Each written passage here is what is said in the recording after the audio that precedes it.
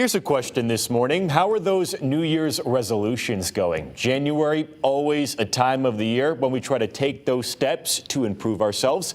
And one trend that has caught on in recent years is dry January, or the practice of abstaining from alcohol for 31 days. So joining us to talk about this trend is Phil Young, Operations Manager at Retreat Behavioral Health in New Haven. Phil, thank you so much for joining us this morning.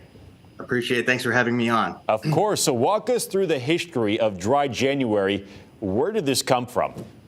So this practice started actually in England a few years ago, and it's really caught over here in America. Last year specifically, 35% of Americans of drinking age participated in dry January, which is interesting. Yeah, I have a ton of friends participating in dry January. It seems like every year more and more of my friends are doing this. What are the benefits people are looking at when they make this decision?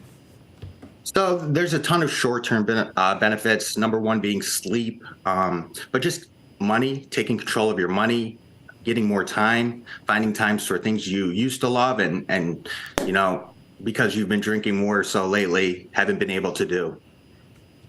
And you mentioned that this is really growing in popularity over the years. I do have this survey I was looking at, Morning Consult. I think we have the stats that we can pull up as well.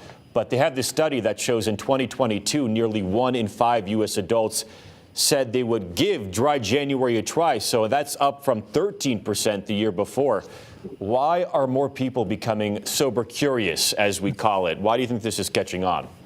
Yeah, so there's a ton of reasons. Every reason for each individual of why will vary. But what's important is how you keep those goals going. So, I mean, knowing your reasons, setting realistic goals, considering maybe a mocktail, telling friends and family to help hold you accountable, and really tracking your progress is really important.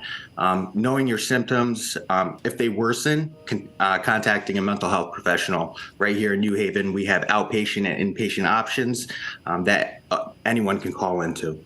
And to that point, you mentioned all those things you can do to kind of help with this journey. This could prove easier said than done for some people who are very social, like to have that drink when they're meeting up with friends and stuff. What's your message to those people if they are sober curious and want to try something like this out? Yeah, try it. Try it now. Even though it's the end of January, you can start now, maybe just do the last bit of the month or even do a dry February. I think it's a good time to start for anyone to try new things. And especially as mental health is becoming a forefront for everyone, it's really catching on now. So I encourage it to everyone to try out and be a better you this year, 2023. And how can people take this beyond January and continue this long term? Well, it depends on the individual. If you're struggling, you might have to reach out for help. But if not, you might just find new friends, a better friend group that you can do this with, friends and family, things like that. Very interesting. Phil Young, thank you so much for joining us to talk about dry January. Really appreciate the time on a Saturday morning. Appreciate you. Thank you. Have a good day. Have a great day. Thank you.